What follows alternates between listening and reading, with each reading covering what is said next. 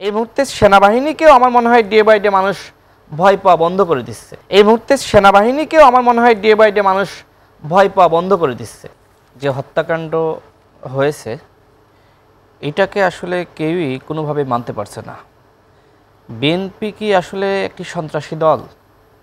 BNP কি আসলে এই ঘটনার কোনো প্রশ্রয় দিয়েছে? এটা আসলে আমাদের বিশ্লেষণ করতে হবে। যদি বিএনপি এই ঘটনার পরে এই ঘটনার পক্ষে বক্তব্য দিত বা এইটাকে তারা প্রশ্রয় দিত, তখন আমি বিএনপিকে নিয়ে সমালোচনা করতে পারতাম। এক, দ্বিতীয়ত বিএনপিকে আরও বেশি কঠোর হতে হবে। দেখেন, এই যেটি আপনি বললেন যে প্রায় 4000 জন বহিষ্কার, এখন এই বহিষ্কারের পরে তারা কি আসলে কোনো সাংগঠনিক কার্যক্রমে অংশ নিচ্ছে নাকি নিতে পারছে না, সেই বিষয়টা অবশ্যই দেখতে হবে। দ্বিতীয়ত হলো দলগতভাবে তাদের নামে মামলা করা দরকার, যেহেতু এই মুহূর্তে তারা ক্ষমতায় নাই এবং জনগণ প্রত্যাশা করছে শুধুমাত্র বহিষ্কার না করে, যেহেতু বহিষ্কার করে এই ঘটনাগুলো থামানো যাচ্ছে না, সাংগঠনিকভাবে মামলা দেওয়া এবং একই সাথে যারা একদম অপরাধে সম্পৃক্ত তাদেরকে, যারা বিএনপির মধ্যে বা অন্যান্য অঙ্গ সংগঠনের মধ্যে যারা ভালো রাজনীতি করছে, অন্তত নিজেদের জন্য হলেও ওই অপরাধীদেরকে ধরে পুলিশের হাতে সোপর্দ করা। এই কাজটি যদি বিএনপি কয়েকটা কাজ করে, আমার মনে হয় যে বাকিদের জন্য একটা মেসেজ, বাকিরা ভয় পাবে। দেখেন, একটি ঘর, মনে করেন যে আপনি খুব সুন্দরভাবে একটি ঘর তৈরি করলেন, সেই ঘরের মধ্যে সোনাদানা, কিন্তু এই ঘরে আপনার দরজা নাই, তালা নাই। এখন যারা ওই ঘরের বাসিন্দা বা পরিবারের সদস্য, তারা পাশের বাড়িতে একটা দাওয়াতে গেল।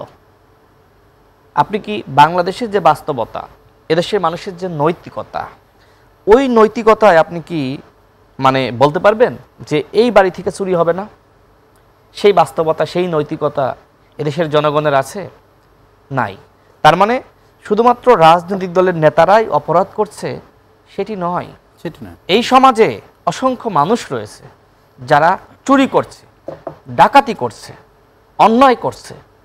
এর মূল কারণটা কি? এবং অন্তর্বর্তীকালীন সরকারের আমলে এইটা আরও বেড়েছে।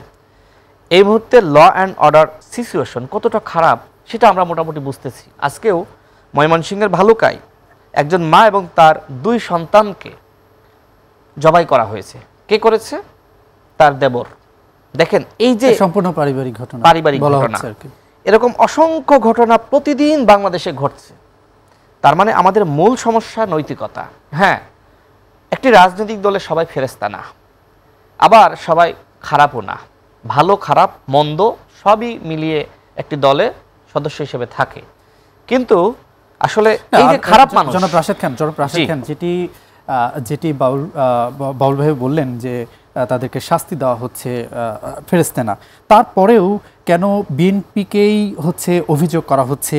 বিএনপিকে আপনাদের দলের সভাপতি পরামর্শ দিচ্ছেন, লাগাম টেনে ধরার পরামর্শ দিচ্ছেন এবং বিএনপির ভারপ্রাপ্ত চেয়ারম্যানকে নিয়ে নানা ধরনের অশালীন কথাবার্তা, যেটি গণমাধ্যমে আসলে এখন এটা বলা, এখানে বলা ঠিক হবে না, সেটি দেওয়া হচ্ছে। বিএনপি তো আর দেশ চালাচ্ছে না, তাহলে এত কেন বিএনপির প্রতি সব দল এক হয়েছে এরকম বলা হচ্ছে? আমি এই প্রশ্নের উত্তর দেব, তার আগে আমার বক্তব্য শেষ করি। দেখেন, আমি যেটি বলছিলাম যে এই যে অপরাধ বাংলাদেশে সংগঠিত হচ্ছে, এখন এই অপরাধ বন্ধ করার দায়িত্ব কার? ক্ষমতায় কে রয়েছে? অন্তর্বর্তীকালীন সরকার। কিন্তু ওই যে ঘরের উদাহরণ দিলাম না, যে এই দেশের মানুষের অনেকের স্বভাব খারাপ, অন্যায়ের সাথে সম্পৃক্ত হয়ে যায়, লোভটা সামলাইতে পারে না। আপনার এই যে এই অফিস, এই কার্যালয়, এর সামনে আমার মোবাইলটা যদি আমি রেখে আসি, আপনি কি বলতে পারবেন যে আমি যাওয়ার পরে, টকশো শেষ করার পরে মোবাইলটা পাবো না? কিন্তু চীনে, আমেরিকাতে, ইউরোপে এই মোবাইলটা যেখানে থাকবে ওই দেশের মানুষ হাত দিবে না, ভয় আছে। কারণ তাদের ক্যামেরা সিস্টেম এতটাই উন্নত, মোবাইলটা কার কাছ থেকে পড়লো, পরবর্তীতে কে চুরি করে নিয়ে গেল বা তুলে নিয়ে গেল, সেটা কিন্তু ক্যামেরায় দেখা যাচ্ছে। আপনি বোধহয় বাংলা টিভির স্টুডিওতে রাখলে পাবেন। আমি বাংলা টিভির স্টুডিওর কথা বলছি না, আমি কিন্তু স্টুডিওর কথা বলি না, আমি বলছি আপনার কার্যালয়ের সামনে, আমি অফিসের কথা বলি না।